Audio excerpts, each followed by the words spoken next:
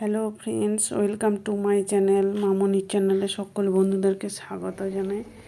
তো শীতের মরশুমে ফুলকপি বাজারে খুব সহজেই পাওয়া যায় এবং সবার বাড়িতেই প্রায় থাকে বললেই চলে।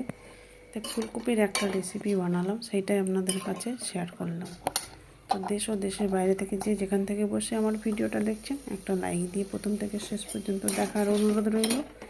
একটা মিডিয়াম সাইজের ফুলকপি কেটে ভালোভাবে ধুয়ে রেখে দিয়েছিলাম। এরপর গরম জলের মধ্যে সামান্য লবণ দিয়ে ফুলকপিগুলো দিয়ে দিলাম, যাতে ফুলকপির মধ্যে যদি কোনো পোকা মাকড় থেকে থাকে তাহলে সেগুলো খুব সহজেই বেরিয়ে যাবে। এরপর কড়াইয়ের মধ্যে দিয়ে দিলাম সাদা তেল। তেলটা গরম হতে দিয়ে দিলাম ফুলকপিগুলো।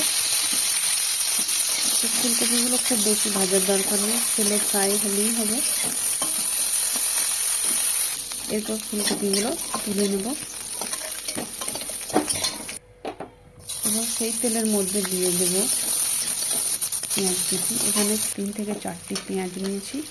দিয়ে দিলাম একটা বড় সাইজের টমেটো আর 5 থেকে 6টি কাঁচা লঙ্কা, 8 থেকে 10টি কাজু আর কিশমিশ।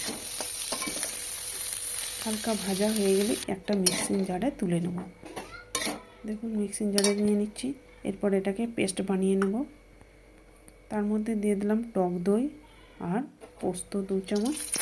এরপর সাদা তেল দিয়ে দিলাম 2 চামচ, 1 চামচ ঘি, এলাচ, লবঙ্গ, দারুচিনি। তারপর পেস্ট করা মশলাটা এর মধ্যে দিয়ে দিলাম।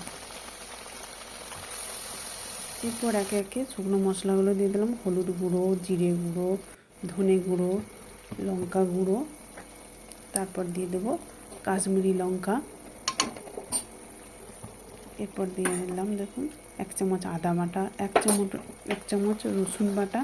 তো সব উপকরণ কিছুক্ষণ কষিয়ে নেব, আঁচটা মিডিয়ামে রেখে। দেখুন কষানোটা কত সুন্দর হয়েছে, কালারটাও কত সুন্দর এসছে, তেল উপরে উঠে এসেছে। এরপর ভেজে রাখা ফুলকপিগুলো এর মধ্যে দিয়ে দিলাম।